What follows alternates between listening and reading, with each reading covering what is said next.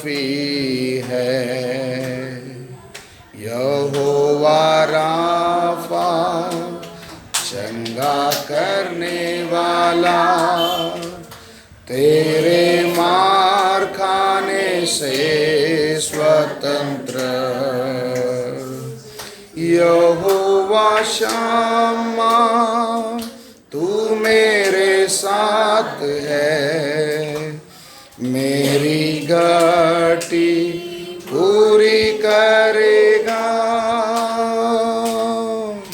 तू पर काफी है, तू पर काफी है, तू पर काफी है मुझको। तू पर काफी है, तू पर काफी है, तू पर काफी है मुझको। यहोवा एलोहीम सृष्टि करने वाला, अपने वचन से सब कुछ बनाया। यहोवा एलियोन परम प्रधान तू, तेरे समान कोई नहीं। यहोवा शालोम तू मेरी शांति देगा, वो शांति तुम्हें। तू पर काफी है, तू पर काफी है, तू पर काफी है मुझको।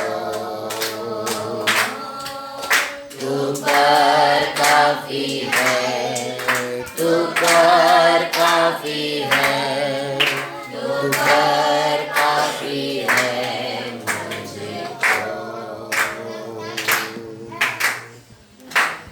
प्रार्थना करें। सर्वशक्तिमान पिता परमेश्वर, हम आपको धन्यवाद करते, स्तुति करते इस शाम के समय प्रभु, थोड़ा समय प्रभु आपकी उपस्थिति में बैठकर वचन को सीखने के लिए प्रभु आपने दिया हुआ इस संधि के लिए आपको धन्यवाद करते, स्तुति करते। इस शाम के समय आप हमारे साथ बातें करें प्रभु, मनुष्य का आवाज़ नहीं परंतु प्रभु आपका आवाज़ हमारे हृदयों को छू ले प्रभु। हालेलुया। हमारे जीवन में प्रभु आत्मिक उन्नति होने दे, वचन हमारे जीवन में कार्य करने दे प्रभु। आपके पास से निकला हुआ वचन जब तक जिस उद्देश्य के लिए भेजा गया है, यदि वो पूरा ना करे तो वापस आपके पास नहीं लौटता करके देखते प्रभु। हालेलुया। हमारे अंदर कार्य करे प्रभु, हमारे हृदय को प्रभु आपके वचन के लिए खोल कर देते प्यारा परमेश्वर। मन की कठोरताओं को दूर कर प्रभु।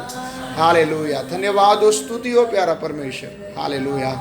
आपकी आवाज़ को सुनने के लिए हम एक एक को आपने तैयार किया, आपको धन्यवाद करते, स्तुति करते। ज्ञान और समझ दे प्रभु, ताकि आपके वचन को हम लोग समझ सके। हालेलुया। धन्यवाद हो। आगे के समय प्रभु आपके हाथों पर सौंपते, हम एक एक को आपके पवित्र हाथों पर सौंपते। हालेलुया। हमसे बातें कर प्रभु। उद्धारकर्ता यीशु मसीह के नाम से इस प्रार्थना को मांगते हैं, सुन और कबूल कर पिता। आमीन। बैठ जाएं। पढ़ेंगे आज के लिए हम लोग, मनन के लिए हम लोग पढ़ेंगे 2 कुरिन्ती उसका 2 अध्याय 11 वचन। हाँ पर गाँव न चले, हाँ हाँ क्योंकि हम उसकी हाँ युक्तियों से हाँ अनजान नहीं। हम अनजान नहीं। हाँ आप पढ़ो। ನಿಮ್ಮ ನಿಮಿತ್ತವೇ ಮನುಷ್ಯನು ಸೈತಾನನು ನಮ್ಮನ್ನು ವಂಚಿಸಿ ನಷ್ಟಪಡಿಸಬಾರದು, ಅವನ ಯೋಚನೆಗಳನ್ನು ನಾವು ಅರಿಯದವರಲ್ಲವಲ್ಲ। हाँ हाँ और एक बार पढ़ो। कि शैतान का दाव हम पर न चले, क्योंकि हम उसकी युक्तियों से अनजान नहीं। ठीक है। इसमें इस वचन में हम लोग खास खाली एक ही विषय को देखेंगे, शैतान की युक्ति। क्या देख रहे हैं? शैतान की युक्ति के विषय में हम लोग सीखेंगे। इंग्लिश में मिला? हाँ पढ़ो। lest Satan हाँ। should get an advantage of us, हाँ। for we are not ignorant of his devices. हाँ, इस वचन को हमने क्या पढ़ा था कि शैतान को क्या ना मिले। वापस पढ़ो हिंदी में। कि शैतान का हम पर दाव न शैतान को हम पर क्या ना मिले, दाव ना चले। इसका मतलब उसका उसके लिए कोई हमारे से कोई मौका ना मिले। क्यों मौका नहीं मिलने देने के लिए हमको उसकी युक्तियों से अनजान नहीं रहना है। हमें उसकी युक्तियों को क्या करना है, जानना है। तो अभी हम लोग आगे देखेंगे शैतान की युक्तियों के बारे में। शुरू में हम लोग देखते हैं, एक समय था हम परमेश्वर को जानते नहीं थे, परमेश्वर से दूर थे, है ना, जिसके विषय में हम लोग पढ़ते इफिसी 2 अध्याय। पढ़िए इफिसियों की पत्री 2 अध्याय 1 से लेकर पढ़े। उसने तुम्हें भी जिलाया, उसने तुम्हें भी जिलाया जो अपने अपराधों और पापों के कारण जो अपने अपराधों और पापों के कारण मरे हुए थे, जिनमें तुम पहले इस संसार की हाँ, रीति तुम पर पहले इस संसार के रीति पर, और आकाश के अधिकार के हाकिम हाँ अर्थात उस आत्मा के अनुसार चलते थे, हाँ, जो जो अब भी आज्ञा न मानने वालों में हाँ।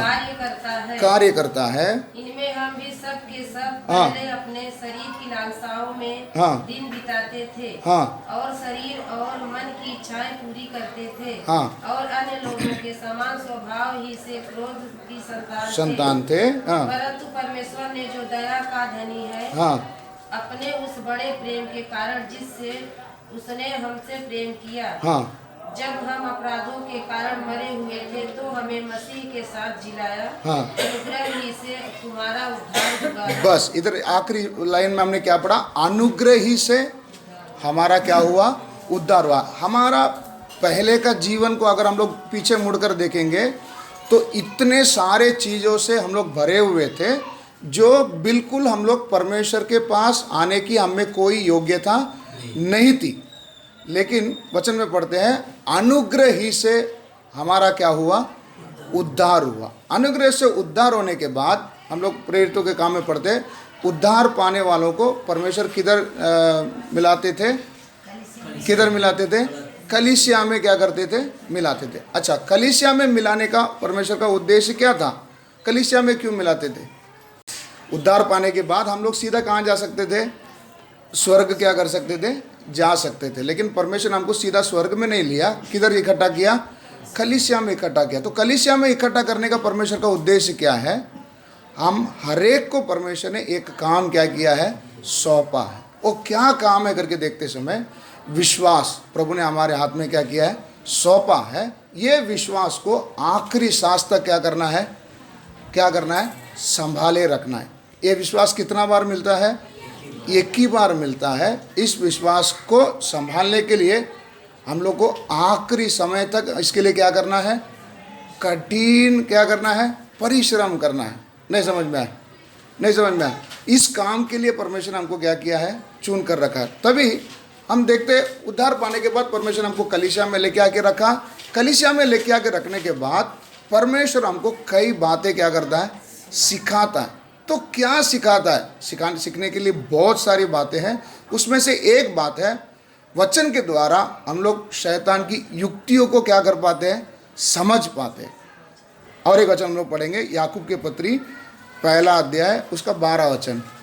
धन्य है वह मनुष्य, धन्य है वो मनुष्य जो परीक्षा में स्थिर रहता है, जो क्या करता है, परीक्षा में स्थिर रहता है, क्योंकि वह खरा निकल कर जीवन का वह मुकुट पाएगा। जीवन का वह मुकुट पाएगा। याकूब की पत्री नहीं मिला, मिला, हाँ समझ में आया। इसमें हमने क्या पढ़ा कि हरेक मनुष्य क्या करेगा, जो परीक्षा में क्या करता है, स्थिर रहता। अब परीक्षा में स्थिर रहेगा तब वो क्या पाएगा, क्या पाएगा, जीवन का मुकुट। आपको मालूम है बपतिस्मा देकर जब बाहर निकल रहे थे तो आपको क्या बोला गया था, अंतिम समय तक विश्वास योग्य रहोगे तो जीवन का मुकुट पाएगा। तो जीवन का मुकुट ये हमारे लोग लास्ट में हमको प्रभु क्या करने वाले हैं, देने वाले, जिनसे वो क्या करता है, प्रेम करता है। इन समयों के बीच जब से हमने प्रभु यीशु मसीह को अपना उद्धारकर्ता बोलकर स्वीकार किया, बपतिस्मा के द्वारा हमने सबको ऐलान किया कि मैंने यीशु मसीह को क्या किया, ग्रहण किया, बोलते समय से लेकर हमारे जीवन में रोज क्या है, विभिन्न प्रकार के क्या है, संघर्ष है। इन संघर्षों के बीच में, इन परीक्षाओं के बीच में हमें क्या करना है, स्थिर खड़ा रहना है। जो स्थिर खड़ा रहेगा अंत में क्या पाएगा, जीवन का मुकुट पाएगा। आपने एक वचन पढ़ा होगा कि जिसमें लिखा है कि कल की क्या मत करो, चिंता मत करो। क्यों? आज के लिए आज ही का दुख बहुत है। नहीं समझ में आ रहा है? आज के लिए आज ही का दुख बहुत है। हर दिन सुबह हम लोग उठते समय प्रभु से क्या प्रार्थना करते हैं, प्रभु आज का पूरा दिन मुझे चलने के लिए मुझे क्या चाहिए, आपका अनुग्रह चाहिए। आज का दिन कैसा होगा मैं नहीं जानता हूँ, लेकिन आज का दिन में जो भी आज का दिन का बोझ है, समस्या है, इन सबको संभालने के लिए मुझे ज्ञान और समझ दे और आपका अनुग्रह मुझे चाहिए। तो रोज हर दिन हमारे जीवन अलग अलग परिस्थितियाँ क्या करती है, आती है। इन परिस्थितियों के बीच में हम लोगों को किसकी रखवाली करना है, विश्वास का रखवाली करना है। क्यों विश्वास का रखवाली करना है? अगर इस विश्वास को अगर आखिरी तक संभाले रखेंगे तभी क्या पाएंगे, जीवन का मुकुट पाएंगे। तो हम लोग देखते समय रोज हमारे जीवन में अलग अलग परिस्थितियां कैसी आती है। भजन संहिता 23 हम लोग सब जन जानते हैं, निकालने की जरूरत नहीं। भजन संहिता 23 में हम लोग पढ़ते हैं, यहोवा मेरा क्या है, चरवाहा है। यहोवा मेरा चरवाहा होने के कारण वो मुझे हरी चरागाह में क्या करता है, ले जाता है और ठंडगार जल के पास मुझे क्या करता है, बिठाता है ना, पढ़े ना आपने। उसके बाद में अगर हम देखते समय में रोज हरा भरा रहेगा, रोज ठंडगार रहेगा। कई बार वो मुझे किधर से भी ले जाएगा, मृत्यु के घोर अंधकार के घाटियों से भी क्या करेगा, ले जाएगा। तब भजन संहिता लिखने वाला कहता है कि उस समय में भी मैं क्या नहीं करूँगा, नहीं डरूंगा, क्योंकि तू मेरे साथ है। इस समय इससे क्या समझ में आता है, मसीह जीवन, कई बार हम क्या सोचते हैं मसीह में आने के बाद में हमेशा कैसी रहेगा, खुशी रहेगा, हरा भरा रहेगा। नहीं, कभी हरा भरा रहेगा तो कभी किधर से गुजरना पड़ेगा, उधर देखो लंबा अक्षर में लिखा है कि मृत्यु के घोर अंधकार की तराई। उस पढ़ लो एक बार, आप देखो वचन में लिखा, देखो, यहोवा मेरा चरवाहा है, यहोवा मेरा चरवाहा है, मुझे कुछ घटी ना होगी, मुझे कुछ घटी ना होगी। वह मुझे हरी हरी चराइयों में बिठाता है, वो मुझे हरी हरी चराओं में बिठाता है, वह मुझे सुखदाई जल के झरने के पास वो ले चलता है, मुझे सुखदाई झरना के जल के पास ले चलता है, वह मेरे जी में जी ले आता है, मेरे जी में जी ले आता है। धर्म के मार्गों में वह अपने नाम के निमित्त हाँ, मेरी अगुवाई करता है, मेरी अगुवाई करता है। चाहे मैं घोर अंधकार से भरी हुई तराई में होकर चलूं, अभी क्या बोले, देखो कैसे, घोर अंधकार की से भरी हुई तराइयों से भी मैं अगर चलूं तो भी हानि से न डरूंगा, तो भी हानि से क्या नहीं करूंगा। इससे क्या समझ में आता है, मसीह जीवन में कई बार किधर से भी गुजरना पड़ेगी, घोर अंधकार से चलना पड़ेगा। उस घोर अंधकार से चलते समय में वही हमारा क्या है, परख है। क्या है, वचन में लिखा ना, जो परीक्षा में स्थिर रहेगा वही क्या पाएगा, जीवन का मुकुट पाएगा। तो हमारे जीवन में रोज नई नई कार्य को हमें क्या करने मिलेगा, देखने मिलेगा। उदाहरण के लिए अगर हम देखते समय इस्राएली जब ही मिस्र देश में थे तो शुरू में मेहमान बनकर गए थे। कितने जन गए थे, 70 लोग गए थे, है ना, 70 लोग गए। फिर बाद में वहाँ पर उनकी संख्या बढ़ गई, दूसरा फिरौन आया, इनको कष्ट देने लगा। इस्राएल फिर भी मिस्र से बाहर निकलने का कोई योजना नहीं थी। उसके बाद परमेश्वर ने जब समय पूरा हुआ, मूसा को उधर क्या किया, भेजा और इस्राएली को वहाँ से निकाल ले आने के लिए भेजते समय में वहाँ से निकलने के लिए इजरायलियों को क्या नहीं था, मन नहीं था, जबरदस्ती उनको उधर से क्या करना पड़ा, निकाल कर लेके आना पड़ा। लेके आते समय में ये लोग कैसे तो भी मिस्र से क्या हो गए, बाहर निकले, लाल समुद्र को भी क्या कर दिया, पार कर दिया।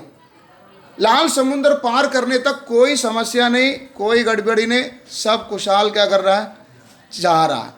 लाल समुद्र को जिस घड़ी पार किया, लाल समुद्र हमारे लिए क्या किसको दर्शाता है, किसको दर्शाता है, बपतिस्मा।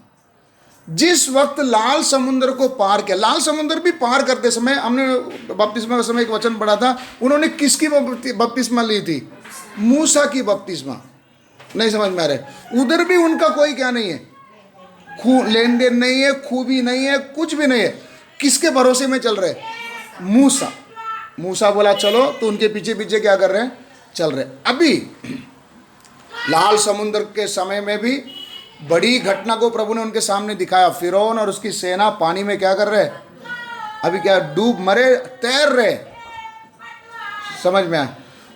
अब ये सब देखने के बाद मिरियम डफली लेकर क्या कर रही है, भजन गा रही है। जब वो भजन गा रही है, फिर कुछ स्त्रियां मिलकर क्या करने लगे, है ना, भजन गाया। सब होने के बाद हम देखते समय इजरायली को रोज रोज नया नया प्रकार का समस्या को क्या करना पड़ा।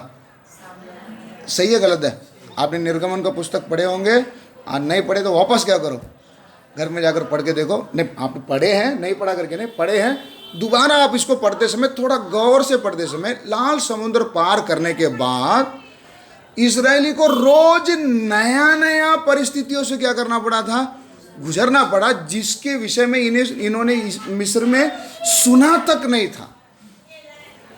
देखने की तो बात दूर, इन्होंने मिस्र देश में रहते समय ऐसी समस्याओं के बारे में कभी सुना तक भी नहीं था।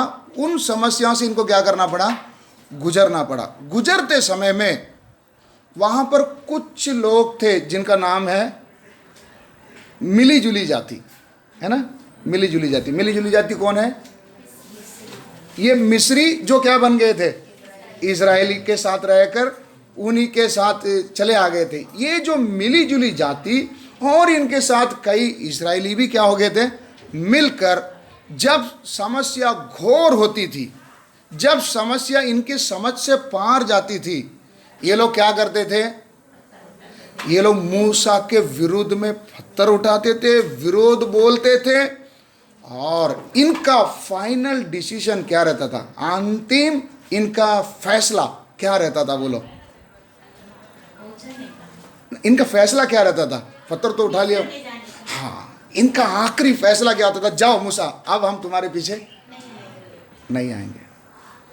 क्या बोलते थे, लाल समुद्र को पार किया, पार करने के बाद अभी सफर किसकी तरफ जा रहे हैं, कनान की तरफ, है ना, कनान की तरफ जा रहे हैं। परमेश्वर ने वायदा किया हुआ देश की तरफ जा रहे हैं। हम लोग किसकी तरफ जा रहे हैं, हमें भी परमेश्वर ने एक देश का क्या किया, वायदा किया है, उसकी तरफ हम लोग भी बढ़ रहे हैं। बढ़ते समय में ये मिस्री जो मिली जुली जाती है, ये सब लोग नए नए समस्याओं को देखते समय, है ना, ऐसी समस्या को इन्होंने कभी क्या नहीं किया था, सुना तक नहीं था। क्या नहीं किया था, ऐसी समस्या जब इनके जीवन में आती थी, ये लोग किसके विरुद्ध में उठते थे, क्यों मूसा के विरुद्ध में उठते थे, उसी के बल में तो क्या किए थे, आए थे। नहीं समझ में आया, चिढ़ते किसके ऊपर, मूसा के ऊपर। क्यों मूसा के ऊपर, चुपचाप हम लोग किधर रह रहे थे, मिस्र में थे, जबरदस्ती तूने हमको उधर से क्या करके ले गया, खींच कर ले गया। क्या मूसा ने उनके लिए कोई गलती किया था उधर से लेके आके, नहीं, अपना वायदा अब्राहम इसहाक याकूब को किया हुआ वायदा को ही उसने क्या किया था, परमेश्वर उसके द्वारा पूरा करवाया। फिर भी ये लोग बोलते हैं कि तूने हमको लेके आया, अब तू जा, हम क्या कर रहे हैं, मिस्र को क्या कर रहे हैं। आप ध्यान दीजिए कितने बार इन्होंने इस शब्द का क्या किया, इस्तेमाल किया होगा।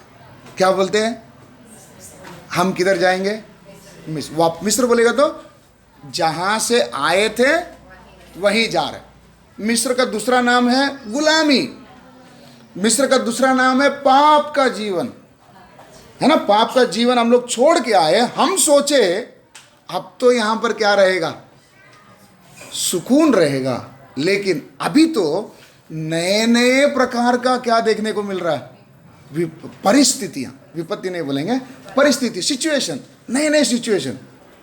हमने ऐसा सिचुएशन से कभी क्या नहीं किया था, सोचा तक नहीं था कि यहां से क्या करेंगे, गुजरेंगे। अब क्या करें, क्या करें? जब ज्यादा प्रेशर हो जाता है, किसके ऊपर टूट पड़ते हैं? क्यों मूसा के ऊपर टूट पड़ते हैं? इसलिए बपतिस्मा लेते समय आपके पास 7 सवाल क्या करते, पूछते, आप विश्वास करते हैं क्या? आपने क्या बोले थे? आपने क्या बोले थे? हाँ बोले थे ना, नहीं तो बोलेंगे मैंने नहीं, है ना? आपने हाँ बोले थे। फिर आपको बपतिस्मा देते समय में भी क्या बोला था? आपके विश्वास के अनुसार क्या दिया जा रहा है? बपतिस्मा दिया जा रहा है। तो अभी तो आप किसके ऊपर पत्थर नहीं उठा सकते बस समझ में आया? इस्राएली तो पत्थर ले लिए, लेकिन आप तो अभी क्या नहीं कर सकते, पत्थर नहीं उठा सकते। आपने क्या किया था? विश्वास किया था। आपको पूछा था, 10 बार बोला था, डराया था, है ना? वचन निकालने से पहले बताया था परिस्थितियां बहुत क्या होगी, गंभीर होगी, सब बताकर आपको लिया था। तो आपने हाँ बोलकर लिया। अभी विश्वास के मार्ग में चलते समय अलग अलग परिस्थितियों से हमें जरूर क्या करना पड़ेगा, गुजरना पड़ेगा। ये हमेशा क्या करना, याद रखना, भूलना नहीं। समस्या आते समय में डरना भी नहीं। बात समझ में आया? आपने एक बार अपना जीवन किसको दे दिया? परमेश्वर को दे दिया है। अभी आपको चिंता करने की जरूरत नहीं। वचन में लिखा है, तुम अपना सारा बोझ मुझ पर डालो, क्योंकि वही तुम्हारा क्या करता है, चिंता करता है। हमारा चिंता करने वाला कौन है? खुद परमेश्वर है। इसलिए हमें चिंता करने की जरूरत, समझाने के लिए इस्राएली जब मिस्र से निकले, कनान की तरफ सफर कर रहे थे, है ना? आज हम लोग को अगर कोई नया जगह जाना है तो हमारे मोबाइल में हम क्या देखते हैं, GPS, है ना? GPS लगा के अब बरोबर उसको पकड़ पकड़ के क्या करते हैं, जाते हैं। लेकिन इस्राएली को कहाँ से जाना है, कैसा जाना है, कोई प्लानिंग नहीं है। अभी इस्राएली को कैसा जाना है, इनको रास्ता कौन दिखा रहा है? मूसा। कौन? एवरो देवरो कौन दे रहा है? परमेश्वर। हम लोग कई बार सोचेंगे नहीं कौन, इनकी अगुवाई कौन कर रहा है? मूसा। मूसा अगुवाई जरूर कर रहा है, लेकिन रास्ता दिखाने के लिए हम लोग साफ अक्षर में बाइबल में पढ़ते हैं, उनके आगे मार्ग दिखाने के लिए मेघ का स्तंभ, है ना? वचन में लिखा है ना, नहीं लिखा? तो मार्ग कौन दिखाता था? परमेश्वर। इसी प्रकार से जिस दिन आपने अपना जीवन को प्रभु के हवाले सौंप दिया, तब से लेकर आगे कैसा चलना है, इसके बारे में चिंता आपको करनी नहीं है। चिंता कौन करेगा? कहाँ से जाना है, कैसे ले जाना है, कौन लेकर जाएगा? परमेश्वर ले जाएगा। बस हमें सिर्फ क्या करना है, अपने विश्वास की रखवाली करें। परिस्थितियां बिगड़ते समय में क्या याद नहीं आए? मिस्र याद नहीं आए। नहीं समझ में? पहले का जिंदगी क्या थी, है ना? मिस्र को याद नहीं आए। याद रखे, जिन जिन को मिस्र का याद आया, वचन में हम देखते समय इजरायलियों को, जिन जिन को मिस्र का याद आया, वो सब किधर ही रह गए? निर्जन प्रदेश में ही रह गए। वादा किया हुआ देश में क्या नहीं किए? पहुंच नहीं पाए। समझ में आया? जब परिस्थितियां बिगड़ते समय में सिर्फ ये मिली जुली हुई जाती है ना, इनको ज्यादा तकलीफ था। बिना तकलीफ से चलने वाला 2 व्यक्ति था। कौन बोलो? कालेब और यहोशुआ। मूसा को भी कोई टेंशन नहीं। समझ में आया? इसलिए आखिर में उस पार कौन पहुंच सका? अभी आप देख सकते, कनान को जब भी जांच पड़ताल करने के लिए गए थे, तभी कितने जन गए थे? 12 लोग गए थे। 12 में से 10 जन ने बुरा खबर लेकर आया। क्या बुरा खबर लेकर आया? कि हाँ, उधर का हालत बहुत गंभीर है, लोग बहुत ऊंचे ऊंचे हैं, उनके सामने तो हम क्या है, टिड्डी के समान है, वो तो हमको निगल जाएंगे, है ना? क्या क्या नए नए बातों को क्या किया, बोला। सचमुच ऐसी बात वो लोग क्यों बोल पाए? उनके साथ कौन नहीं था? वो किसके भरोसे में चल रहे थे? आज हम लोग ये बाइबल क्लास में आज चेक करना है किसके बलबूते पर चल, नहीं समझ में। कई बार हम क्या, मेरा पति जा रहा है ना, मुझे क्या करना है? जाना है। क्या करेगा? कर्नाटक छोड़कर आया इधर जाना ही पड़ेगा, नहीं समझ में आया। क्या करेगा? बपतिस्मा ले लिया, अब तो कोई पर्याय नहीं है, नहीं समझ में आया। कई कारणों को लेकर हम लोग किसी ना किसी के बलबूते पर क्या करने को देखते हैं? खड़ा रहने को देखते हैं। वचन में याद लिखा, साफ अक्षर में लिखा, आते समय हम लोग कैसे आए थे? खाली हाथ, अकेले आए थे। जाते समय में भी, न्याय के सिंहासन के सामने भी अकेले ही खड़ा रहना। उधर कोई दोस्ती नहीं चलेगा, किसी का सपोर्ट उधर भी, सिफारिश करने वाला कोई भी उधर नहीं चला। तो याद रखे, इस विश्वास की दौड़ में हम लोग इस संसार में कैसे ही है? अकेले है। वचन में लिखा है ये मार्ग सकरा है। कैसा है? सकरा। इसमें 2-3 जन साथ में क्या नहीं कर सकते? नहीं समझ में आया। हम लोग जब घूमने उमने जाए तो कैसा फ्रेंड्स को, है ना, ऐसा पड़ जाते। ये रास्ते में ऐसा कोई फ्रेंडशिप कैसे जाना पड़ेगा? अकेला ही क्या करना पड़ेगा? जाना पड़ेगा। बात समझ में आ रहा है? अकेला जाते समय ये मत सोचना कि मैं अकेला हूं। आकाश पृथ्वी का निर्माण करता, आकाश और पृथ्वी पर सब अधिकार पाया हुआ यीशु मसीह मेरे साथ है ना। हमने वो स्वर्गीय धन को क्या किया है? पाया है। उस धन में क्या भी है? स्वर्ग का आशीष भी है, पृथ्वी का आशीष भी है। इसलिए हमें किसी बात की घटी नहीं होनी। ये बात, चीजें दिखती नहीं है। सबसे बड़ी समस्या क्या है? ये चीजें क्या नहीं करती है? दिखती नहीं है। इसलिए कई बार हमारे अंदर क्या घुसने का प्रयत्न करता है? अविश्वास। नहीं समझ में आया? अविश्वास आते समय कितने ऐसे मार्ग में ही क्या हो गए? निकल गए, रास्ते से क्या हो गए? हट गए। हमारे लिए भी एक चेतावनी है। हम लोग अकेले हैं, लेकिन हमारे साथ कौन है? सर्वशक्तिमान परमेश्वर है ना। एलिया अकेला था ना, एलिशा अकेला था, यूहन्ना बपतिस्मा देने वाला अकेला था। उसका कोई रिलेटिव के बारे में नाम दिया है? कुछ नहीं दिया। फिर भी वो लोग को भी परमेश्वर ने क्या किया? इस्तेमाल किया। हम लोग अकेले हैं, लेकिन हमारे साथ कौन है? जीवित परमेश्वर है। जब परमेश्वर हमारे साथ है, चाहे घोर अंधकार की तराई से भी अगर मैं चलूं, मैं क्या नहीं करूंगा? नहीं डरूंगा। हमारे मन में क्या नहीं आना चाहिए? डर नहीं आना चाहिए। लेकिन आज हमने जो टॉपिक मैंने आपको बताया, क्या विषय था हमारा? शैतान की युक्तियां। अकेले चलते समय में हमें अकेला जानकर, वचन में लिखा है तुम्हारा शत्रु शैतान गरजने वाले सिंह के समान तुम्हारे चारों ओर क्या करते रहता है? घूमते रहता है। समझ में आ रहा है? शैतान हमारे चारों ओर क्या करते रहता है? एक समय था मेरे को पूछता भी नहीं था। क्यों? हम उसी के थे, लेकिन अभी उसके पास से निकल कर आने के कारण अब वो हमें फाड़ खाने के लिए हमारा पीछे क्या कर रहा है? घूमता आ रहा है। इसलिए वचन में लिखा है सावधान और सचेत रहो। क्या लिखा है? पढ़ लो जो वचन को, किधर पढ़ो?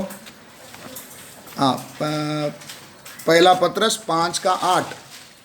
सचेत हो हाँ, और जागते रहो। हाँ, क्योंकि तुम्हारा विरोधी सचेत रहो और क्या करो?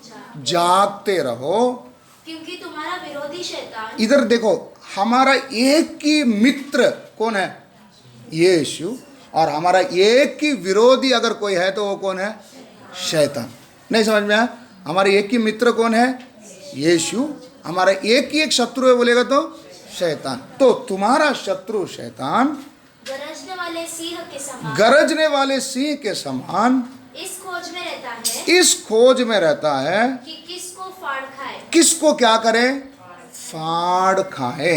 बात समझ में आ रहा है? इसलिए क्या रहो? 2 बात लिखा। क्या लगा? सचेत रहो, जागते रहो। सचेत रहो और जागते रहो। देखो एक समय था, जिंदगी कैसी भी चलने दो, मुझे कोई फर्क है ना। ऐसे एक समय था ना, हमको क्या फर्क पड़ी, बच्चे पढ़े नहीं पढ़े, घर में कोई खाए पिए, हमको कोई लेन देन, मेरा जिंदगी चल रहा है ना। एक समय ऐसा था।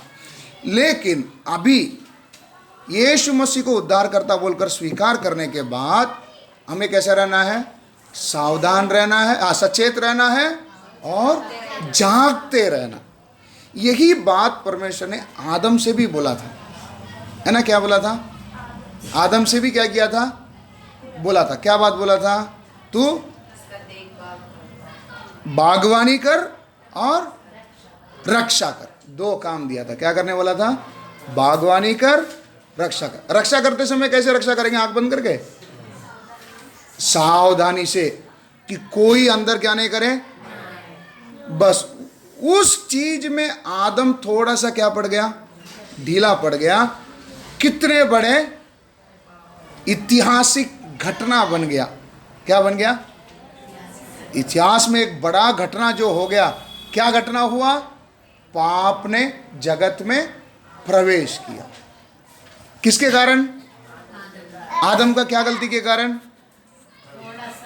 थोड़ा सा लापरवाही। इसलिए अभी मैं आपको ये बात क्यों बोलना चाह रहा हूं, मसीह यीशु को उद्धारकर्ता बोलकर स्वीकार करने के बाद हमारा जीवन कठिन नहीं है, लेकिन इसमें बहुत क्या रहना है, सावधान रहना। क्यों सावधान रहना है? चारों तरफ में कौन घूम रहा है? शैतान घूम रहा है, इस ताक से कि हमें क्या करें, फाड़ खाए। नहीं समझ में आया? फाड़ खाए। अभी फाड़ खाए बोलते समय हम लोग डर जाएंगे, कहीं हमको फाड़ पीट तो नहीं देगा। नहीं भाई, फाड़ खाने का मतलब क्या है? हमारा लक्ष्य से ऐसा हमको बिखेर देगा कि हम वापस वहां तक क्या नहीं कर पाएंगे, पहुंच नहीं पाएंगे। एक बार अनुग्रह से हम यहां तक क्या किया, आए यीशु मसीह ने हम पर किया हुआ अनुग्रह के कारण, जिसके हम योग्य भी नहीं थे, हमें यहां तक लेकर आया। लेकिन शैतान फाड़ खाने वाले सिंह के समान हमारे पीछे पड़ने का मतलब क्या है? इस हालत तक पहुंचाना चाहता है कि वापस अपने मुकाम में हम क्या नहीं करें, पहुंच नहीं पाए। वहां तक करने के लिए हमारे पीछे क्या कर रहा है, पड़ा हुआ है। पड़ा रहते समय में हम लोग एक बात ध्यान रखना है, हमारा पुराना मनुष्यत्व अभी भी हमारे साथ ही है। बपतिस्मा के द्वारा पुराना मनुष्यत्व को हमने क्या कर दिया, गाड़ दिया।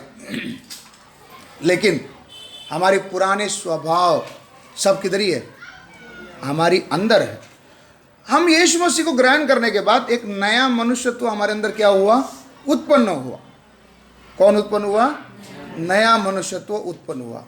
अभी एक तराजू आपने देखा ना, तराजू एक साइड में कौन है, नया मनुष्यत्व, दूसरा साइड में कौन है, पुराना मनुष्यत्व। हमें आंख खोलकर हर कदम इस बात को ध्यान रखना है कि कौन बढ़ रहा है, कौन घट रहा है। क्या बोले? रोज हमको क्या करके देखना है, तौल कर दे। किस क्या रखकर तौल कर देखेंगे, क्या क्या रखकर तौल कर देखेंगे? वचन को रखकर क्या करेंगे, तौल कर देखेंगे कि मेरा पुराना मनुष्यत्व बढ़ रहा है या घट रहा, या नया मनुष्यत्व क्या कर रहा है, बढ़ रहा है। इस बात में हमें बहुत क्या रखना है, ध्यान रखना है। ये कैसे हमको समझ में आएगा, हमारा परिस्थिति क्या है, कहाँ से मालूम पड़ता है? वचन को पढ़ते समय में, है ना। जैसा हमारा चेहरा देखने के लिए हम लोग एक क्या लगा के रखते हैं, आईना लगा कर रखते हैं ना। उसमें रोज कहीं भी बाहर जाना है, सुबह उठने के बाद एक बार क्या कर दे, है ना, देख के हाँ ठीक है भाई। इसी रीति से वचन के द्वारा रोज अपना आत्मिक जीवन को भी हमको क्या करना है, देखना है। कहीं में फिसल तो नहीं गया ना? बात समझ में आ रहा है? शैतान हमारे ऊपर आक्रमण कैसा करेगा, हमने शैतान की युक्ति के बारे में आपको बताया। शैतान हमारे ऊपर आक्रमण कैसा करेगा? हम सोचेंगे कि हमको खाट से गिरा देगा, है ना। कुछ लोग नए नए बात बोलते हैं ना, मेरा पैर अपट दिया, वो किया, ये किया। ये तो बात ही अलग है। शैतान हमको इस रीति से डराएगा, धमकाएगा नहीं। नहीं समझ में आ रहा है? शैतान हम लोगों को कैसा करेगा? वचन में लिखा, एक वचन आप पढ़िए, याकूब उसका पहला अध्याय उसका 14 से पढ़िए। परंतु हाँ, प्रत्येक व्यक्ति अपनी ही अभिलाषा से खींचकर और फंस कर परीक्षा में पड़ता है। किस में पड़ता है? परीक्षा में पड़ता है। फिर अभिलाषा गर्भवती होकर पाप को जनती है और पाप जब बढ़ जाता है तो मृत्यु को उत्पन्न करता है। क्या उत्पन्न करता है? तो मौत का असली मतलब क्या है? मृत्यु का असली मतलब क्या है? परमेश्वर से दूर।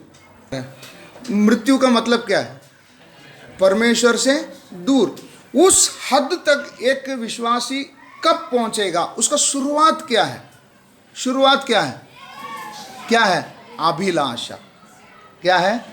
अभिलाषा। ये अभिलाषा को हमारे अंदर उकसाने वाला कौन है? कौन है? शैतान।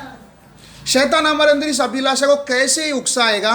उसके युक्ति से। कैसे? युक्ति। अभी उस युक्ति के बारे में हम लोग देखेंगे। युक्ति बोलते समय में आप क्या बोलते हैं? युक्ति का अर्थ क्या है? आइडिया, है ना?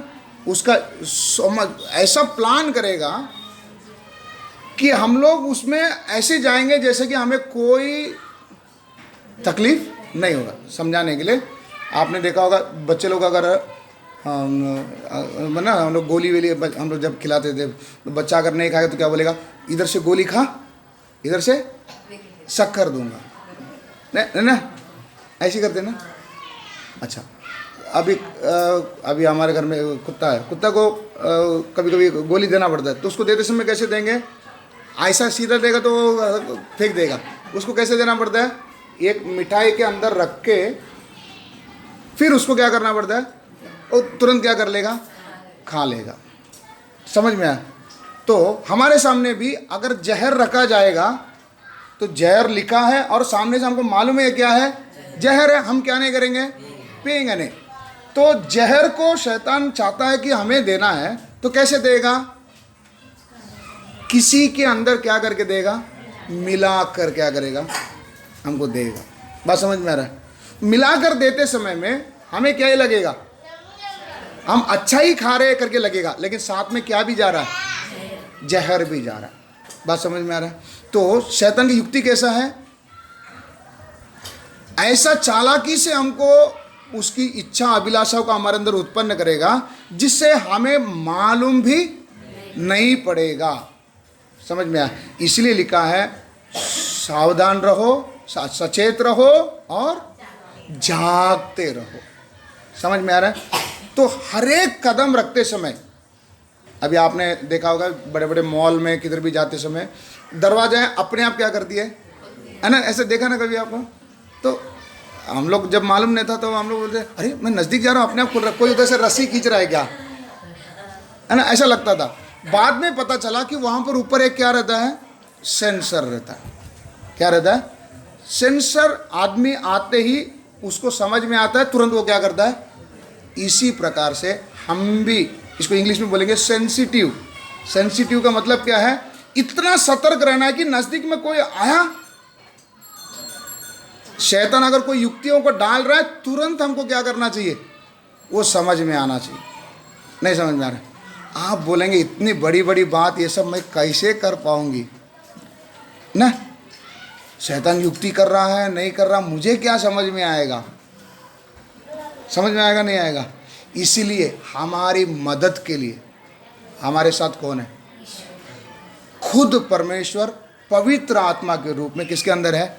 हमारे अंदर वास करता है। इस्राएलियों को तो बाहर से उनकी क्या करते थे? अगुवाई करते थे, लेकिन हमारे अंदर क्या करते हैं? वास करते हैं और हमको क्या करते हैं?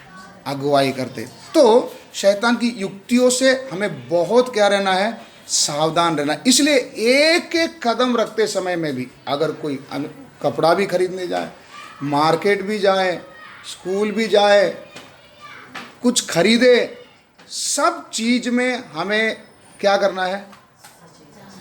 सचेत रहना है, जांचना है क्या ये चीज मुझे मेरे परमेश्वर से अलग कर सकता है क्या। एक समय मेरा और परमेश्वर के बीच में क्या था? पाप का दीवार था। उस दीवार को अनुग्रह से परमेश्वर ने इसको क्या कर दिया था? ढा दिया, तोड़ दिया। अब अगर कोई दीवार अगर हमारे बीच में आएगी तो किसकी वजह से ही आएगी? हमारे ही वजह से आएगी। तो इस बात में सतर्क रहना है कि हमारे और परमेश्वर के बीच में कोई दीवार क्या नहीं करे, नहीं आए। बात समझ में आए? तो हम लोग को इतनी सावधानी के साथ चलना है। सावधानी के साथ चलने के लिए आप बोलेंगे मैं इतनी सब बातों को कैसे समझ पाएगा? नहीं समझ में आ रहा है? अब भी आपको समझ में आना चाहिए। इसीलिए ही परमेश्वर ने हम लोग को कहाँ रखा है? कहाँ रखा है? कलीसिया में। इन चीज़ों को क्या करने के लिए? सीखने के लिए। बात समझ में आ रहा है? हम लोग जब भी वचन सीखते हैं, वचन आपको बता कर दिया जाता है। कई बार कई कार्यों को ऐसा करो बताते समय में ये क्यों बताया जाता है? यहाँ पर आपको किस लिए रखा गया है? सीखने के लिए रखा गया। सीखने के लिए रखते समय ध्यानपूर्वक अगर सीख कर चलोगे, अंतिम मुकाम तक क्या कर सकते हैं? पहुँच पाएंगे। और इतना ही नहीं, क्या मिलेगा? जीवन का मुकुट मिलेगा। बात समझ में आ रहा है? तो मैंने आपको बताया जीवन की सफ़र में अलग अलग प्रकार के परिस्थितियां आते समय में हमारे अंदर कई सवालें उठती है। नहीं समझ में आया? परिस्थितियां आते समय में कई सवालें उठती है। पहला सवाल क्या उठता है? क्या ये जो घटना मेरे जीवन में हो रहा है ये मेरे पूर्वजों का किया हुआ पाप के कारण तो नहीं है? क्या बोलते हैं? नहीं, पहले आता है ये सवाल, नहीं आता है। मसीह को ग्रहण करने के बाद भी विश्वास का जीवन में चलते समय में कई बार ये सवाल भी हमें क्या कर सकती है? सता सकती है कि क्या जाने मैंने तो ऐसा कोई काम नहीं किया जिससे परमेश्वर को क्रोध आ सके, या तो मैं तो बहुत सावधानी से क्या रखता हूँ, अपना कदम रखता हूँ, तो क्यों मेरे जीवन में ये समस्या आई, क्यों मेरे जीवन में ऐसी एक कोई बात घट रही है। तो पहला सवाल हमारे पहले उठता है, क्या है? कहीं पूर्वजों का किया हुआ पाप का सजा तो मेरे ऊपर नहीं आ रहा है। इसका जवाब क्या दे सकते हैं आप? हाँ, शक आती नहीं आती है? मेरे बाप ने कितना अन्याय किया था, हमको मालूम है, हमने सब कुछ देखा है, क्या मालूम वो तो मेरे ऊपर नहीं आता होगा। आता है नहीं आता? कंफ्यूज है ना? हाँ या ना? वचन से क्या सबूत दे सकते हैं?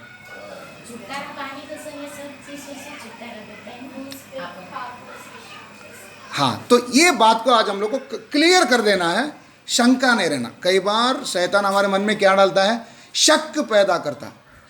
क्या पैदा करता है? शक पैदा करता है। सबसे पहला शक क्या पैदा करता है? क्या मालूम ये परिस्थितियां मेरे पूर्वजों के किए हुए पाप का नतीजा है। तो उसके लिए एक वचन आप पढ़ लीजिए, निर्गमन 20:5, उसके साथ गिनती 14:18 भी निकाल के रख लो। निर्गमन 20:5, गिनती 14:18। तू उनको दंडवत ना करना, हाँ, और ना उसकी उपासना करना, हाँ, क्योंकि मैं तेरा परमेश्वर यहोवा हाँ, जलन रखने वाला परमेश्वर हूँ। हाँ, और जो मुझसे बैर रखते हैं, हाँ, उनके बेटों, हाँ, पोतों हाँ, और परपोतों को भी हाँ, पितरों का दंड दिया करता हूँ। हाँ, गिनती पढ़िए, गिनती का 14:8, गिनती 14:18 पढ़ो। कि हाँ, यहोवा को कोप करने में हाँ, धीरजवंत और अति हाँ, करुणामय है, यहोवा कोप करने में धीरज और अति करुणामय है, और अधर्म और अपराध का क्षमा करने वाला है। अधर्म और अपराध का क्षमा करने वाला है, परंतु वह दोषी को किसी प्रकार से निर्दोष न ठहराएगा। किसी भी प्रकार से क्या नहीं ठहराएगा? नहीं ठहराएगा। जिसके ऊपर दोष लगी है उसको परमेश्वर क्या नहीं ठहराएगा? दोषी, निर्दोष नहीं ठहराएगा। तो सवाल उठता है, क्या पूर्वजों का पाप, पूर्वज बाप दादाओं ने किया हुआ पाप का भुगतान तो नहीं भर रहा हूं? ऐसा नहीं आता है। तो आज इस बात को क्लियर करें। ये जो परमेश्वर बोल रहे हैं ना, 3 से 4 पीढ़ी तक क्या करूंगा? पूछताछ करूंगा। ये किसके विषय में परमेश्वर ने बोला है करके देखने के लिए, थोड़ा सा समझने के लिए आप एक वचन पढ़िए, पहला राजा 16 का 29 और 30। पहला राजा 16 का 29 और 30। यहूदा के राजा आसा के 38वें वर्ष में हाँ। ओमरी का पुत्र हाँ। आहाब हाँ। इस्राएल पर राज्य करने लगा। ओमरी का पुत्र आहाब इस्राएल पर राज्य करने लगा और इस्राएल पर शोमरोन में हाँ 22 वर्ष तक राज्य किया। हाँ। और ओमरी के पुत्र आहाब ने उन सबसे अधिक जो उससे पहले थे वो कर्म किए जो यहोवा की दृष्टि में बुरे थे। जो यहोवा की दृष्टि में। और एक वचन उसके साथ पढ़िए, 15 अध्याय 1 से 3 पढ़िए। 15 अध्याय 1 से 3। नाबात के पुत्र हाँ। यारोबाम के राज्य के 18वें वर्ष में हाँ। अबियाम यहूदा पर राज्य करने लगा। हाँ। वह 3 वर्ष तक यरूशलेम में राज्य करता रहा। हाँ। हाँ। उसकी माता का नाम माका था। हाँ। जो अबशालोम की पुत्री थी। ठीक है। वह वैसे ही पापों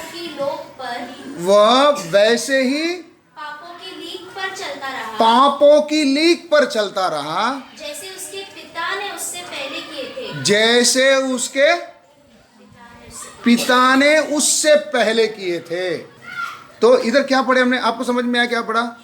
चलता रहा। ये व्यक्ति वैसे ही पापों की लीक पर चलता रहा, जैसे उसके पिता ने उससे पहले किए थे। जैसे उसके पिता उससे पहले किए थे, है ना।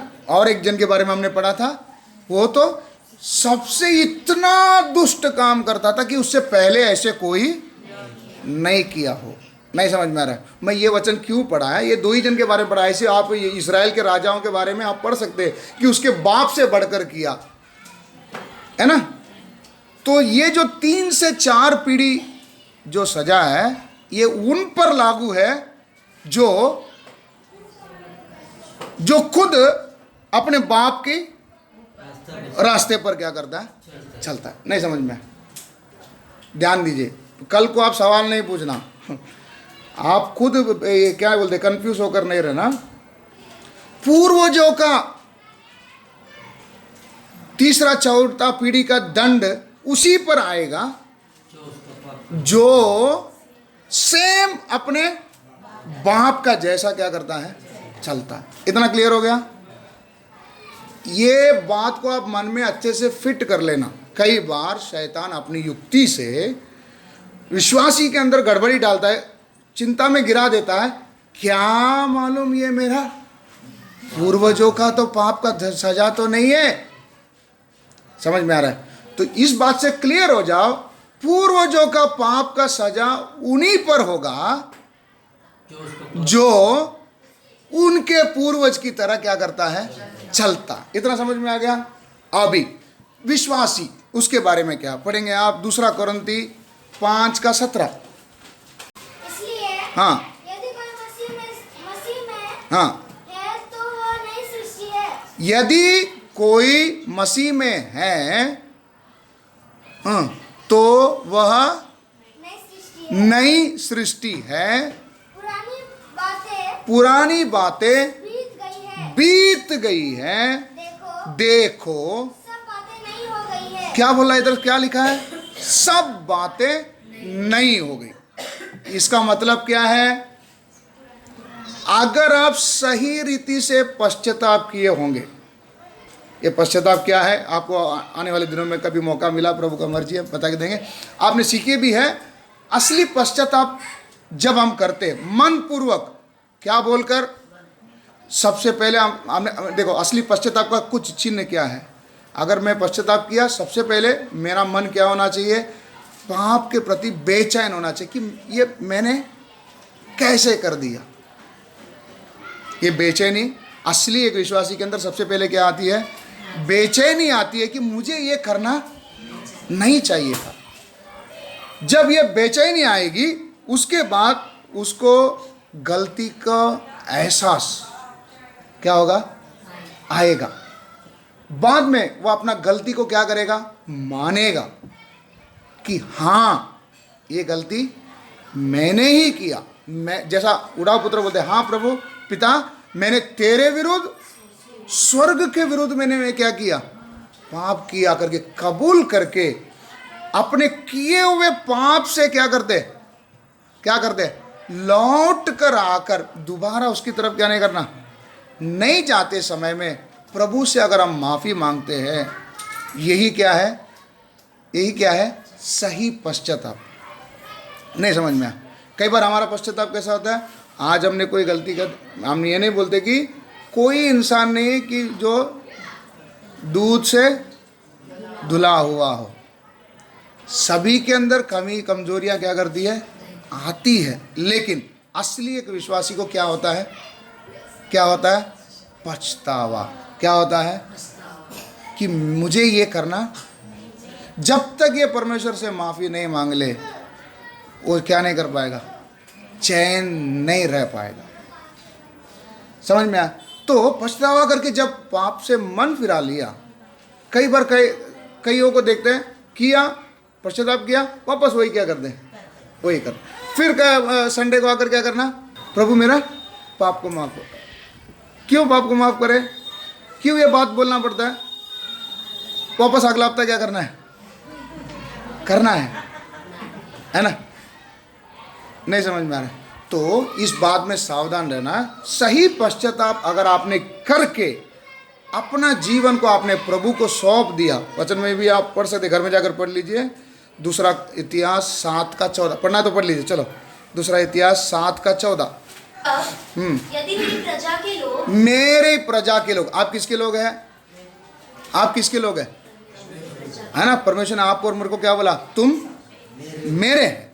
हाँ, मेरे प्रजा के लोग जो मेरी कहलाते हैं, दीन होकर प्रार्थना करें, क्या होकर? दीन होकर प्रार्थना करें, और मेरे दर्शन की खोजी होकर अपनी बुरी चाल से फिरे, तो मैं स्वर्ग में से सुनकर हाँ उनका पाप को क्षमा करूंगा, और उनके देश को हाँ जो का त्यों कर दूंगा। है ना? वो हमारे पापों को क्षमा करने में विश्वास योग्य और धर्मी है। अगर हम अपने पापों को मानकर फिर कर प्रभु के पास आ जाते हैं, तो हमारे पापों को वो क्या कर देता है? क्षमा कर देता है। हमारा पाप जिस दिन क्षमा हुआ, उस दिन हमारे मन में एक क्या आएगी? तसल्ली। अभी तसल्ली बोलते समय में इसका असली मतलब क्या है? मेरा विवेक मुझे क्या नहीं ठहराएगी? दोषी नहीं ठहराएगी। नहीं समझ में आ रहा? वो जो बोलते ना पछतावा, हर घड़ी मन बेचैन रहता है। बेचैन क्यों रह रहा है? माफी नहीं हुआ। अगर माफी मिली होगी, आपका विवेक आपको दोष देना क्या कर देगा? बंद कर देगा। आपको क्या बताएगा? आपका पाप माफ हो चुका है। समझ में आया? तो पाप क्षमा का निश्चय हमारे के अंदर क्या करना होना चाहिए। तो आज सवाल आपसे, क्या आपके पाप माफ हो चुके? तो हमारा पाप अगर माफ हो चुका है और हमने अपना जीवन को प्रभु को सौंप दिया है, उसने हमारे पुराना सारे लेख को क्या कर दिया है? मिटा दिया है। अब हमारे ऊपर कोई पुराना दोष नहीं है। इसलिए साफ अक्षर में हम बोल सकते हैं, पूर्वजों का दंड मेरे ऊपर नहीं है। समझ में आया? आप बोलेंगे जब बपतिस्मा लेने टाइम तभी मैं पश्चाताप किया, बाद में वापस थोड़ा बिगड़ गया, तब शायद वो वापस इधर पकड़ लिया गया। नहीं, वो लेख उधर ही क्या हो गया? खत्म हो गया। अभी जो भुगत रहे ना, ये अभी किसके कारण? हाँ, मनुष्य, हर एक व्यक्ति अपने ही अभिलाषा के कारण खींचकर फंस कर किधर पड़ता है? परीक्षा में पड़ता है, पाप में क्या करता है? पड़ता है। इतना समझ में आ गया? तो पूर्वजों का दंड हमारे ऊपर है। आज ये बात से पूरा क्लियर हो गया, पूरा क्लियर हो गया। तो हमारे परदादा ने कितने भी मर्डर किया हुआ हो, कितने जन को नुकसान पहुंचा हुआ हो, मैंने यीशु मसीह को अपना जीवन दे दिया, मेरा पुराना रिकॉर्ड सब मिट गया। अब मुझे पुराना कोई सजा नहीं है। अभी एक विश्वासी होने के बाद क्या मेरे ऊपर कोई श्राप आ सकता है ना? अब्राहम को भी बोलते समय क्या बोला? जो तुझे शाप देंगे मैं उनको क्या करूंगा? हाँ, बिना वजह अगर कोई तुझ पर क्या दे, शाप दे, वो उसी पर क्या कर जाएगा? लौट जाएगा, अगर तू उसकी योग्य नहीं हो। शाप का योग्य मैं हो सकता हूं क्या? Next, second question. पहला क्वेश्चन क्या था? पहला क्वेश्चन था कि पूर्वजों का दंड तो शायद नहीं है, इसलिए मैं अलग अलग पर। ऐसा कभी मैंने, अरे किसी के जिंदगी में ऐसा नहीं सुना। नहीं, ऐसा सवाल आपको आई होगी ना कई बार। अरे रे, मैं जिस हाल में गुजर रहा हूं ना, ऐसा किसी के लाइफ में नहीं आया होगा। नहीं समझ में आ रहा? सच बात है, आपके लिए ये बात जरूर क्या है? नया है। हमने सोचा तक नहीं था कि ऐसा भी होगा। ऐसे आते समय में आपको कई प्रश्न उठती है। पहला प्रश्न है पूर्वजों का सजा है क्या? दूसरी बात, क्या मेरे ऊपर किसी का श्राप तो क्या नहीं किया? किसी ने शाप दे दिया क्या? बद्दुआ दिया क्या? ने हमारे घर के सामने कोई नींबू डाल दिया क्या? नींबू फेर दिया क्या? है ना? खाना में कुछ डाल के दे, मिलाकर दे दिया क्या? तो वचन से हम तो जानते हैं कि अगर हाँ, मौत, मरने के लायक का भी अगर कोई चीज़ विष भी क्या कर लिए, खाए, तो हमें उसे कोई हानि नहीं होगी। कब नहीं होगी वो भी याद रहना। नहीं होगी बोलकर बिंदास नहीं रहना, कब नहीं होगी, इधर भी सवाल आता है। हम ये बोल सकते कि अभी मैं विश्वासी हो गया, अब मैं कुछ भी करेगा तो मुझे कोई हानि नहीं होगी। इसके लिए भी कुछ क्या है, शर्तें हैं। मैं आपको बोला, वचन में साफ लिखा है, अगर किसी ने आपको और मुझको श्राप दे, अगर वो व्यक्ति उसका योग्य नहीं है, तो वो जिसने दिया, ये वचन में लिखा है नहीं लिखा? लिखा है नहीं लिखा? सवाल उठता है, अगर किसी ने श्राप दे दिया, क्या मुझ पर वो लागू हो सकती है? तो कुछ कंडीशन है जिसमें आप पर भी क्या कर सकती है, लागू हो सकती है। वो कौन कौन सा कंडीशन, थोड़ा सा हम पढ़ लेंगे। मत्ती 25 और का 41, परमेश्वर ने किसको शापित कहा?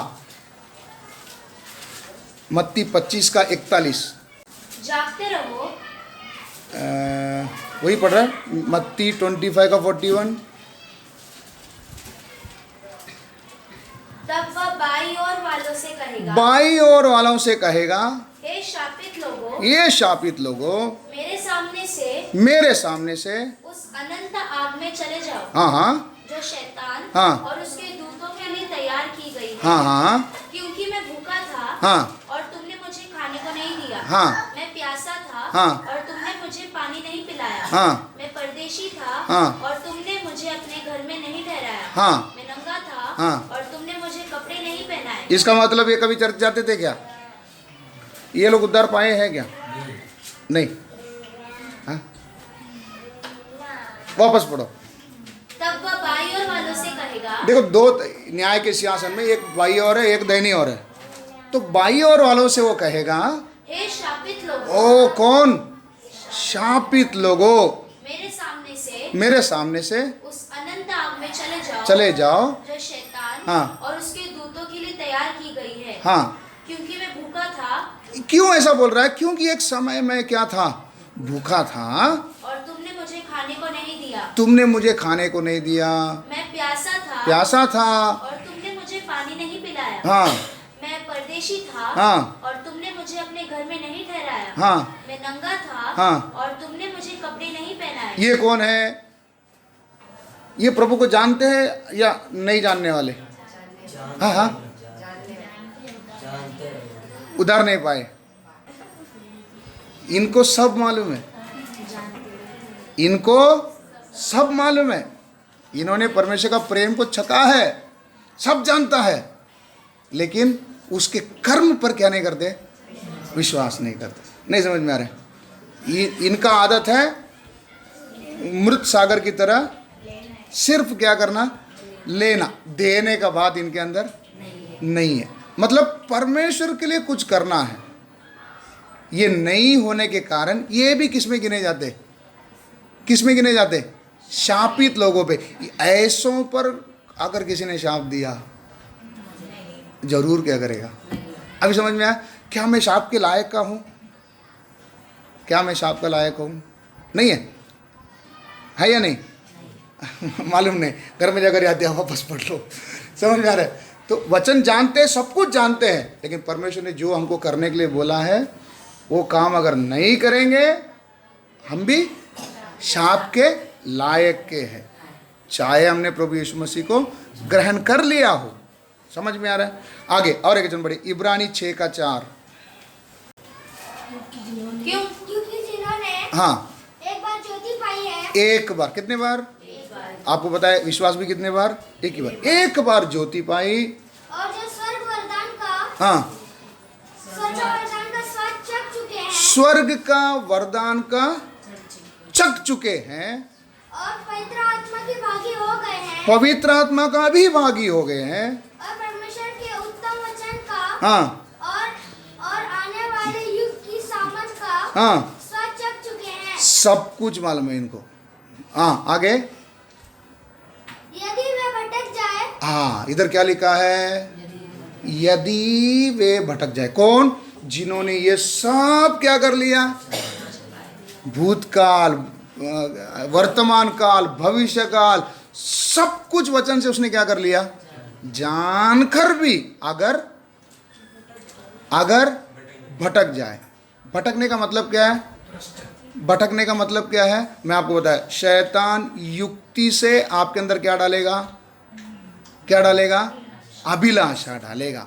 उसमें मोहित होकर अगर आप परमेश्वर से क्या हो जाएंगे? भटक जाएंगे। मूसा को दोष देके कोई मतलब। मैं क्यों बार बार मूसा को बोल रहा हूँ? इस्राएली ऐसी करते थे। समझ में आ रहा है? किसके लिए? कोई तो एक अभिलाषा ने हमको क्या कर लिया है ना।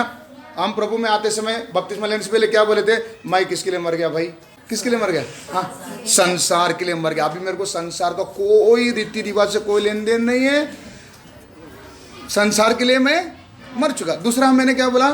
मैं पाप के लिए मर गया, मतलब पाप को अभी मेरे जीवन में कोई जगह नहीं। तीसरा मैंने क्या बोला था? मैं खुद के लिए, खुद की इच्छा को भी पूर्ति करूंगा नहीं। लेकिन शैतान ने थोड़ा सा मिठाई के अंदर क्या डाल के दे दिया? कोई तो एक जहर जो आपको सबसे पसंदीदा है। नहीं समझ में? शैतान किस चीज पर टारगेट करता है? जो हमको ज्यादा पसंद है उसी चीज को किसके साथ मिला देगा? मिलाकर उसी के द्वारा क्या कर देगा? बेचकर हमें परमेश्वर से क्या करने को देगा? अच्छा, शैतान का टारगेट ही क्या है? आपको मालूम है, हम ही ऐसा एक चीज है इस दुनिया में जिसके पीछे परमेश्वर भी टूट पड़ा है, शैतान भी टूट पड़ा। नहीं समझ में आ रहा? दुनिया में हम ही ऐसा एक चीज है जिसके पीछे परमेश्वर भी पूरा जान लगा। भाई, स्वर्ग को भी क्या करके आया? छोड़कर मनुष्य का रूप धारण करके कैसा ना कैसा इसको क्या कर लूं, बचा लूं बोलकर स्वर्ग तक छोड़ कर आया, है ना। ईश्वरीयत्व को अपना निजी वस्तु भी नहीं समझा, उसको भी क्या तज कर मेरे लिए स्वर्ग छोड़कर क्या किया? उतना उसका हमारे ऊपर क्या है? प्रेम है। इससे इसी के बराबर एक और है शैतान, जो हमारे चारों ओर हमेशा, उधर शब्द क्या लिखा है? सदैव क्या करते रहता है? घूमते रहता है। दोनों का लक्ष्य क्या है? परमेश्वर चाहता है ये मेरे करीब से करीब आ जाए, शैतान चाहता है ये परमेश्वर से दूर का दूर हो जाए। नहीं समझ में?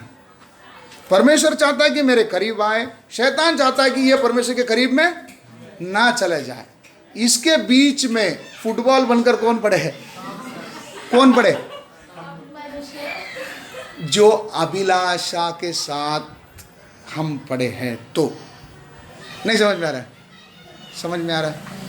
इसलिए लिखा है क्या मत करो, सावधान रहो, सचेत रहो और जागते रहो, शैतान को अवसर ना दो। वचन में हमने क्या पढ़ा था? पहला वचन में शैतान को मौका मत दो। समझ में आ रहा है? तो दूसरा उसके विषय में हम लोग आएंगे। अभी आप पढ़िए पहला कुरिन्थी 16 का 22 पढ़िए। यदि कोई प्रभु से प्रेम न रखे हाँ, तो वह शापित हो। यदि कोई किससे प्रेम न रखे, क्यों प्रभु से प्रेम रखना है भाई? क्यों प्रभु से प्रेम रखना? क्योंकि वचन में लिखा उसने तुमसे पहले ही प्रेम किया है। अगर हम भी उससे प्रेम नहीं करेंगे तो हम भी कौन है? सुन रहे सब लोग? सुन रहे इधर? हम भी कौन है? शापित है। और एक वचन पढ़िए, गलाती 1 का 8 और 9। गलाती 1 का 8 और 9। परंतु हाँ, यदि हम या स्वर्ग से कोई दूत भी यदि हम या स्वर्ग से कोई दूत भी उस सुसमाचार को छोड़ हाँ, जो हमने तुम्हें सुनाया है, हाँ, कोई और सुसमाचार तुम्हें सुनाए, हाँ, तो वह शापित हो। वो कौन है? शापित हो। समझ में आया? वचन को अगर उल्टा सीधा अगर हम सिखाएंगे तो भी हम कौन है? शापित है। अगला व्यवस्था विवरण 28 का 15। परंतु यदि तू अपने परमेश्वर यहोवा की बात न सुने और उसकी सारी आज्ञाओं और विधियों के पालने में जो मैं आज सुनाता हूँ चौकसी नहीं करेगा, हाँ, तो ये सब शाप हाँ, मुझ पर आ पड़ेंगे। इधर क्या लिखा है? परमेश्वर की आज्ञा विधियों को अगर नहीं मानेंगे, सब प्रकार का श्राप किसके ऊपर आएगा? किसके ऊपर आएगा? हमारे ऊपर आएगी। नहीं समझ में आया? तो कौन शाप के पात्र बन सकता है, ये मैंने आपको इसमें से बताया। और एक वचन हमने पढ़ा है, जानते हैं, जो नाक में श्वास है, वो किधर है वचन? जिसके नथनों में श्वास है, उस मनुष्य पर जो क्या करता है? भरोसा करता है, वह भी कौन है? शापित है। अभी आपको समझ में आया? इतना ही दिया मैंने आपको। इसको आप घर में जाकर इसको वापस क्या करो? पढ़ो। तो पहला सवाल था, क्या परदादाओं की श्राप मेरे जीवन में आई क्या? तो हमारे जीवन में आ सकती है? नहीं, क्योंकि हमने अपना जीवन किसको दे दिया? सही पश्चाताप करके प्रभु यीशु बस देने के कारण हम क्या बन गए? नए सृष्टि बन गए। दूसरी बात, क्या किसी ने मुझे शाप दिया होगा? तो शाप मेरे ऊपर लग गई क्या? तो शाप तब लगेगा अगर इन वचनों के अनुसार अगर हम लोग चलेंगे तो, नहीं तो हमारे ऊपर कोई शाप नहीं है। अच्छा, ये दोनों भी अगर मेरे जीवन में नहीं है तो फिर मेरे जीवन में क्यों ऐसा समस्याएं आ रही है? शायद मेरी अभिलाषा के कारण। बात समझ में आ रहा है? तो हमारे जीवन में हर समय शैतान यही चाहता है कि मैं अपना समय कोई एक चीज में क्या करता रहूं? बिताता रहूं, ताकि मेरा समय पूरा हो जाए और मैं अपने लक्ष्य की ओर क्या नहीं कर पाऊं? पहुंच नहीं पाऊं। बात समझ में आया? जब तक इस्राएली ठीक नहीं हो रहे, परमेश्वर उनको किधर ही करते रहे? जंगल में ही क्या करता रहा? घुमाते रहे। समझ में आ रहा है? जहां पहुंचना था उधर क्या नहीं कर पाया? पहुंच नहीं पाया। इसलिए हम लोग को क्या करना है? सबसे पहली बात, सचेत रहना है और हमारे हर कदम हम लोग रखते समय में हम लोग कैसा रखना है? ध्यान, सावधानी से रखना है, जागरूक रहना है। कुछ वचन आप पढ़ेंगे, इफिसियों 4 का 27 पहले पढ़िए। इफिसी 4 का 27। और न शैतान को अवसर दो। शैतान को क्या मत दो? अवसर, मौका मत दो। हाँ, कि शैतान को क्या मत दो? अवसर मत दो। अवसर का मतलब मौका मत दो। हाँ, दूसरा पढ़ेंगे, पहला पत्रस 5 का 8। पहला पत्रस 5 का 8। सचेत रहो हाँ, और जागते रहो। सचेत रहो और क्या करो, जागते रहो। बस दूसरा कोरिन्थी 10:5, दूसरा कोरिन्थी 10:5। इसीलिए हाँ, हम कल्पनाओं का और हर एक ऊंची बात का, हर एक ऊंची बात का, हाँ, जो परमेश्वर की पहचान के विरोध में उठती है, जो परमेश्वर की पहचान के विरोध में उठती है, खंडन करे। क्या करे, खंडन करे।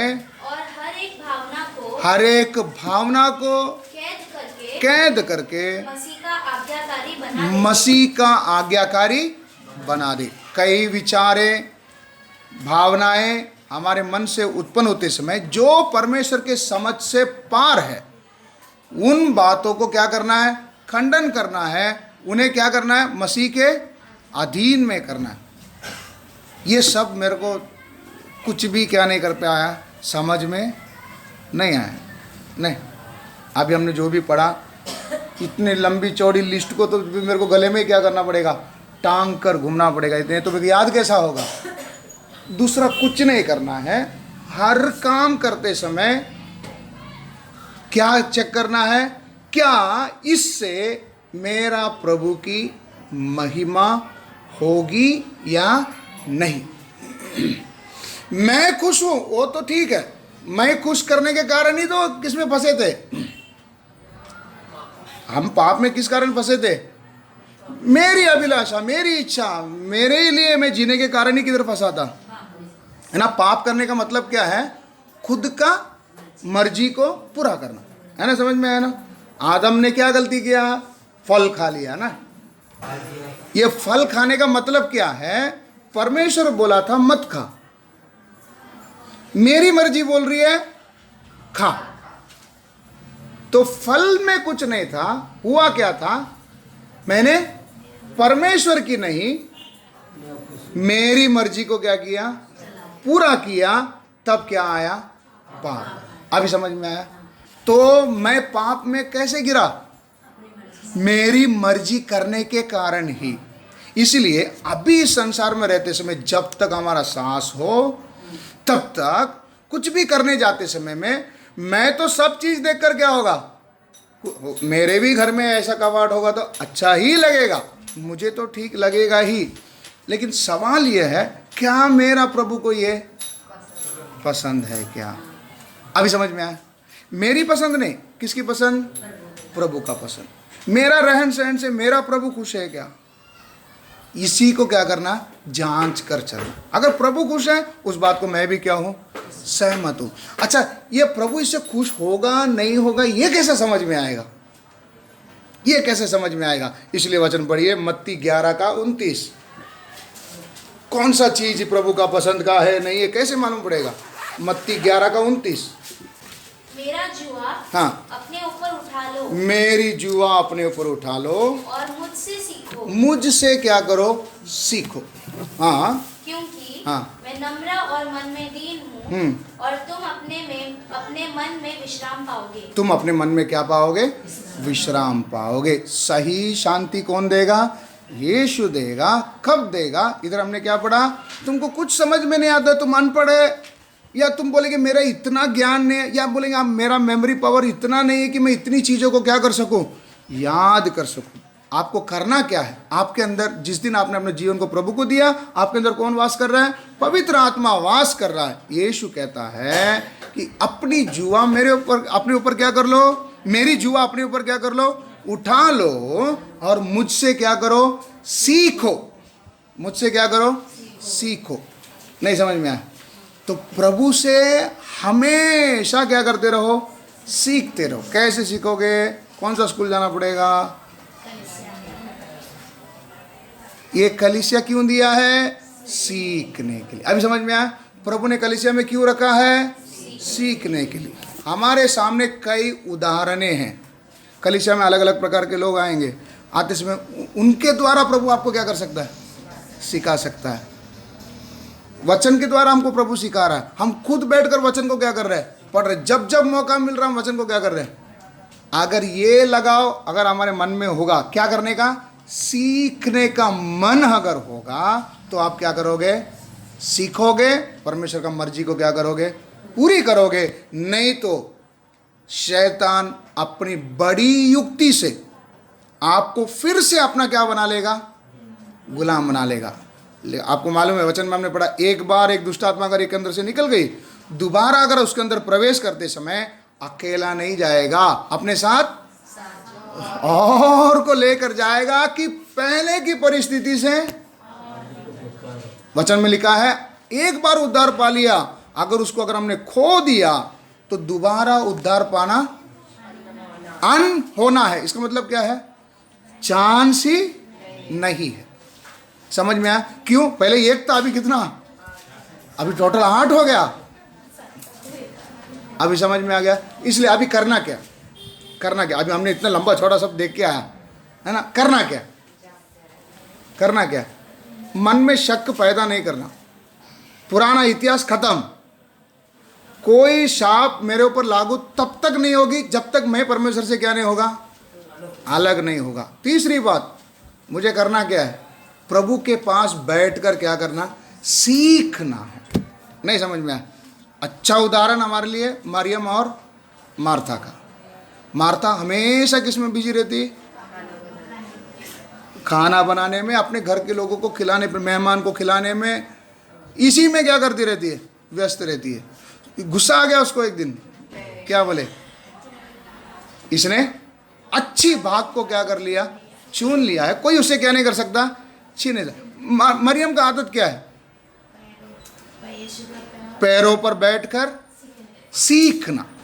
आकाश उसका सिंहासन, पृथ्वी उसका पदासन। जब भी हम किधर भी उसके नाम से, हम अकेले या 2-3 जन के साथ इकट्ठा हो, उधर कौन है, परमेश्वर। हम उसके पदासनों पर ही क्या किए हैं, बैठे हैं। उसके पदासन पर मैं बैठकर मैं वचन पढ़ रहा हूँ, वचन सुन रहा हूँ, वचन का मनन कर रहा हूँ, फिर क्या कर रहा हूँ, प्रार्थना कर रहा हूँ।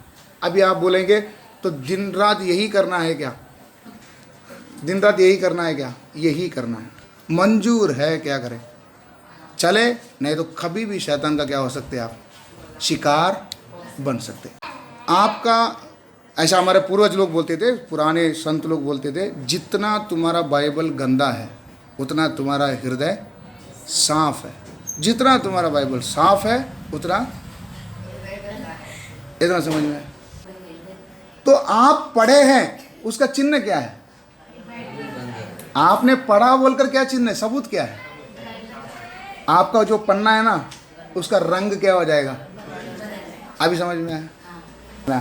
तो दिन और रात इस पर क्या करना, मनन करना। समझ में आया? तो अपनी वो जो पुरानी आदतें थी सब क्या करना है, खुद की खुशी की सब बात क्या करना, छोड़कर वचन पर अभी क्या करना, ध्यान देना। समझ में आया? तो दिन और रात जब जब आपको मौका मिले वचन पढ़े। क्यों? वचन में लिखा है, यीशु कहता है मेरी जुआ को अपने ऊपर उठा लो और मुझसे क्या करो। यीशु कहाँ आके सिखाएगा, इन्हीं वचनों को पढ़ते समय इसी के द्वारा हमसे क्या करेगा, बात करेगा। समझ में आया? तो आप जितने सीखोगे उतने आप विश्वास में क्या कर सकते हैं, स्थिर रह सकते हो और आखिरी तक क्या कर पाओगे, टिक पाओ। नहीं तो शैतान अपनी युक्तियों से आपको ऐसा फुसला देगा कि समझ में नहीं आएगा कि मैं फिसला कैसे। प्रार्थना।